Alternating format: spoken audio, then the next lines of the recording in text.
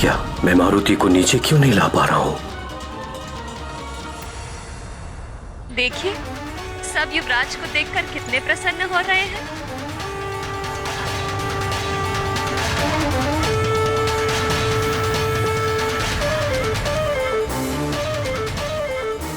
मंत्री जी, युवराज नीचे क्यों नहीं आ रहे हैं?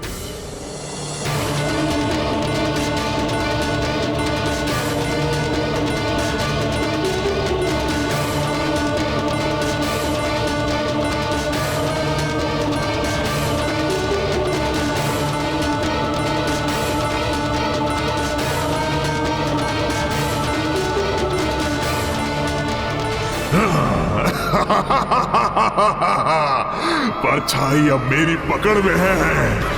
अब तेरे छूटने के सारे प्रयास विफल हो जाएंगे।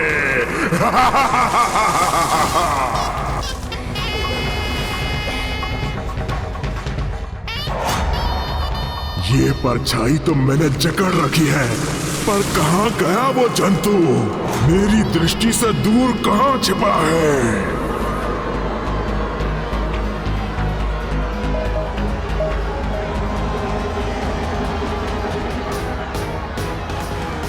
देखिए, सब युवराज को देखकर कितने प्रसन्न हो रहे हैं। युवराज की जय! युवराज की जय! युवराज की जय! युवराज की जय!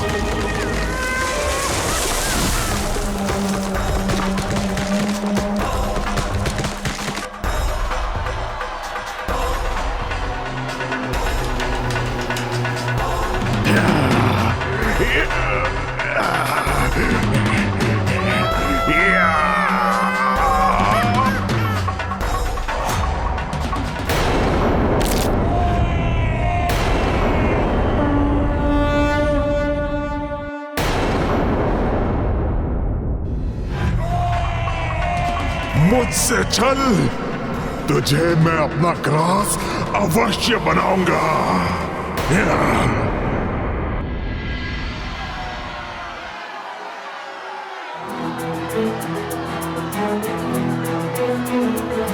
युवराज की जय! युवराज की जय!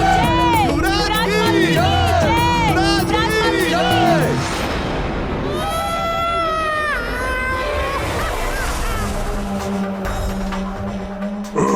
केसरी, मेरे पिता का हत्यारा, बहुत दिनों बाद आज अवसर मिला है। गिन गिन कर ऋण उतारूंगा मैं अपने पिता की हत्या का।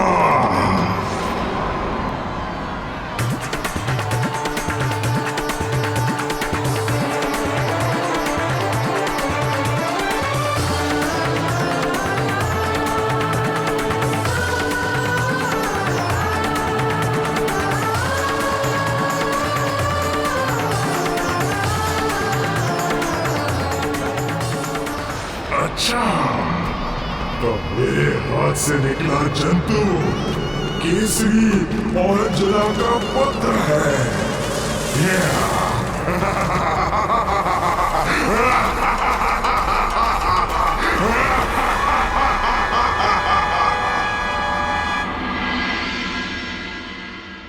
नियति अटल है।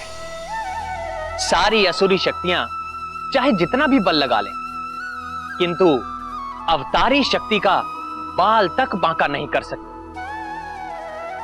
उनका स्वभाव, उनकी प्रकृति स्वयं उनके वश में नहीं होती। वो अपनी शक्ति का दिशाहीन प्रदर्शन करते रहते हैं, फिर चाहे हार हो या जीत। प्रभु, इस पर केसरी ने क्या सोचा? वह असुरी शक्तियों के दुष्ट स्वभाव से अवश्य ही चिंतित हो रहे होंगे। हाँ, अवश्य चिंतित तो हो ही रहे थे और आशंकित भी। बात उनके पुत्र के साथ साथ प्रजा की सुरक्षा की भी थी, इसलिए कोई चूक ना हो जाए, इसका उचित ध्यान रखा जा रहा था।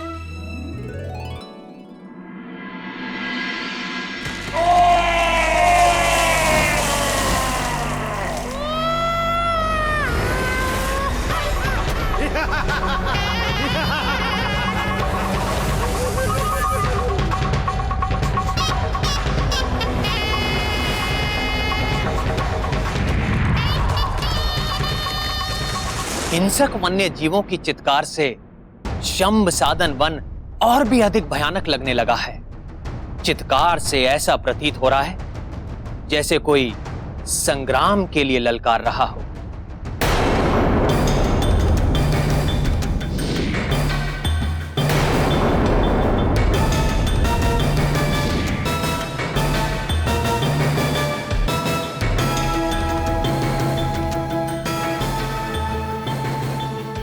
महाराज, आपने बुलाया मुझे?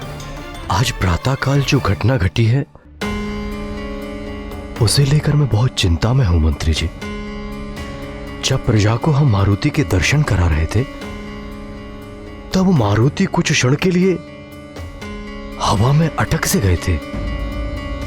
अपना बल प्रयोग करने के बाद भी मैं स्वयं अपने पुत्र को नीचे नहीं उतार पा रहा था।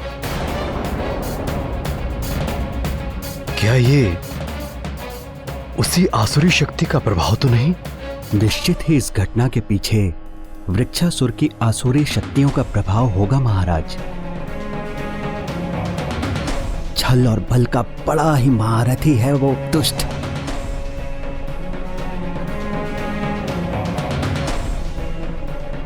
दुष्ट तो वो है, परंतु ये कैसे संभव हो सकता है? मारुति तो वृक्षासुर की पहुंच से बहुत दूर सुरक्षित मेरे पास थे।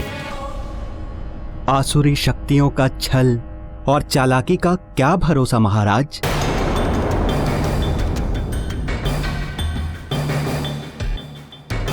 पर संबसदन कुल के साथ समझौते के कारण हमारे राज्य का एक पक्षी भी उस वन की सीमा को पार करके नहीं गया। इसलिए उनका हमारा क्षेत्र में आने या मारुति को किसी भी प्रकार की हानि पहुंचाने का कोई कारण ही नहीं होता। इन आसुरी शक्तियों का छलभरे कार्य का मेरे साथ क्या संबंध हो सकता है? आपका कथन उचित है महाराज। शंभ सदन के वन में से किसी ने भी आज तक उस समझौते का उल्लंघन नहीं किया है, पर उन पर विश्वास करे भी तो कैसे? हमें चारों ओर दृष्टि रखते हुए हर प्रकार से सतर्क रहना होगा महाराज। उचित है, पर सुमेरु राज्य की सीमा पर खड़े संबसदन के पुत्र वृक्षासुर की गतिविधियों पर कड़ी से कड़ी दृष्टि रखनी होगी। जी।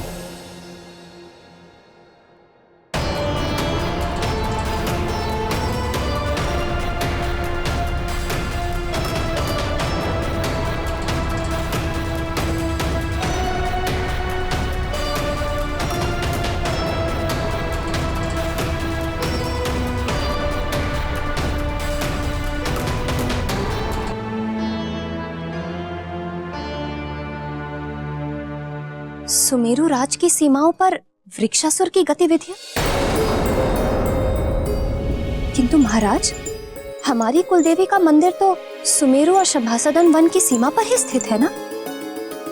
परंपरा अनुसार कल ही हमें अपने कुलदेवी के दर्शन को जाना आवश्यक है। किसी तरह से ये कार्य पूरा हो जाए, बस भोलेनाथ से यही कामना है। चिंता का कोई विषय नहीं है।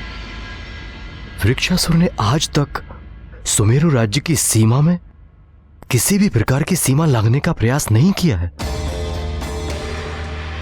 और वैसे भी मैंने मंत्री जी को कड़ी से कड़ी सुरक्षा करने का आदेश दे दिया है और मंत्री जी की व्यवस्था पर मुझे पूरा विश्वास है।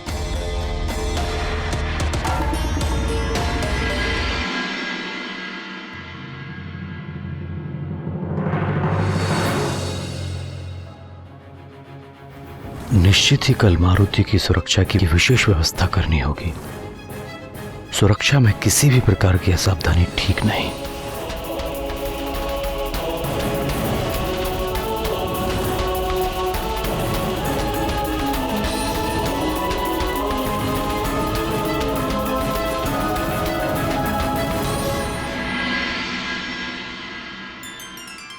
पुत्र, पुरोहित जी पधारे हैं।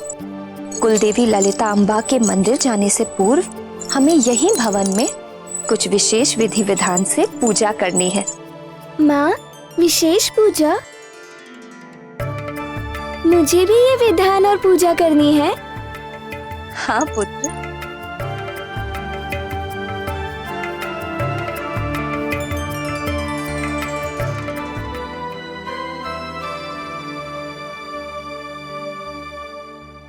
ओम नमः शिवाय।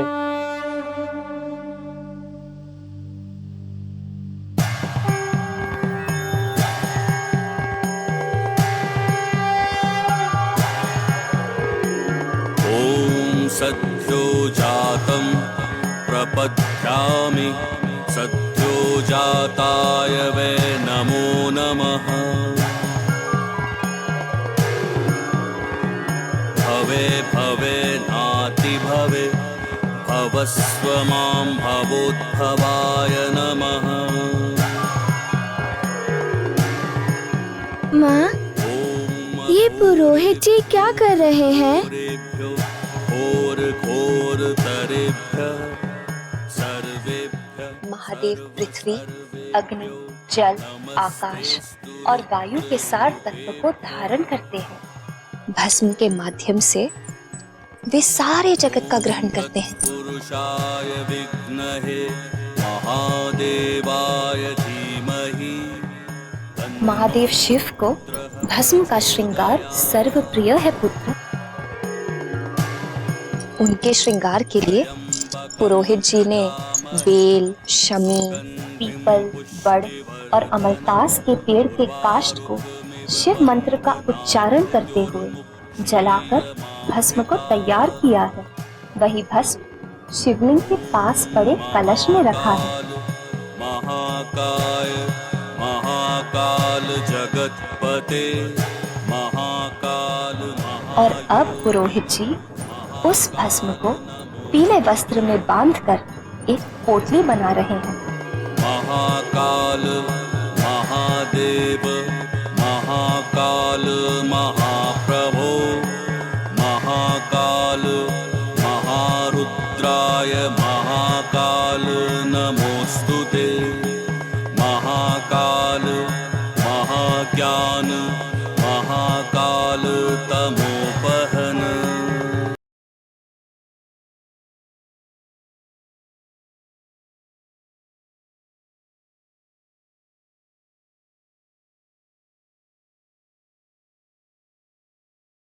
अब आपके पिताश्री शिव मंत्र पढ़ते हुए इस पोटली से भस्म का छिड़काव शिवलिंग पर करेंगे।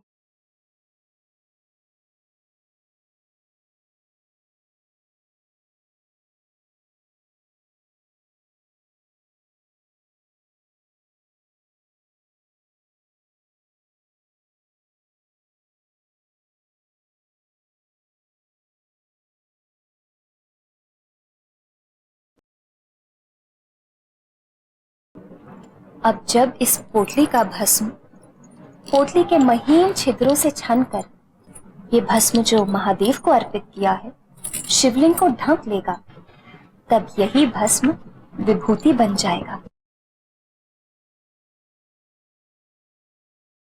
महादेव जो त्रिपुंड पाने मस्तक पर धारण करते हैं, उसमें ब्रह्मा, विष्णु और रुद्र के सार तत्व समाहित है।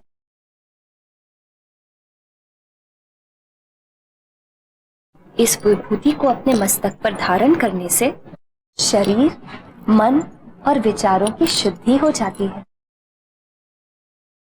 और इसे धारण करने वाला समाज में सदा सम्मानित और आदरणीय होता है।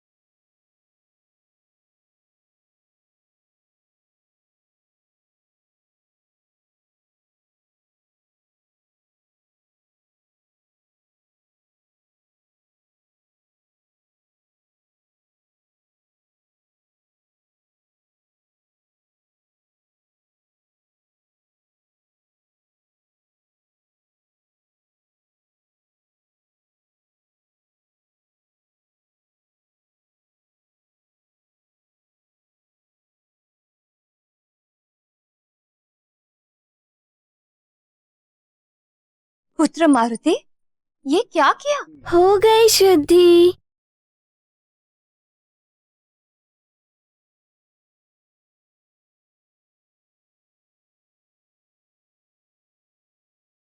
माँ, अब मैं इस बची हुई भस्म का क्या करूं?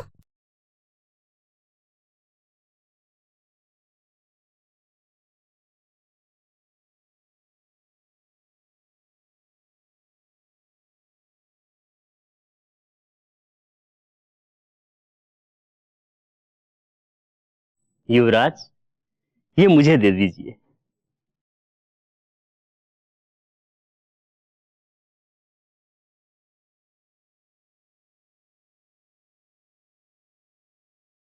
कितना महान बालक है ये। इस बालक के स्पर्श से भस्म भी विभूति बन गई।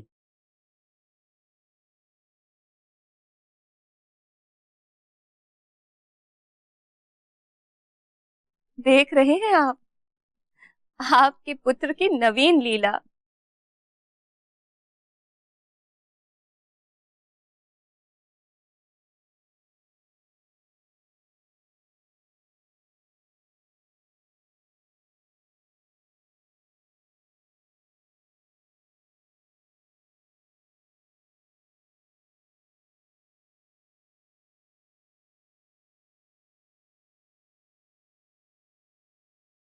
हे गौरी शंकर, 10 ही दिन में मेरा पुत्र 5 वर्ष के बालकों जैसा दिखने लगा है। यदि वह इसी शीघ्रता से बढ़ता रहा तो जल्द ही मैं उसकी बाल लीलाओं के आनंद से वंचित हो जाऊंगी। कृपा करे प्रभु और उसे उसकी आयु के अनुरूप ही बढ़ने दे, ताकि मैं उसकी बाल लीलाओं का आनंद ले सकूं।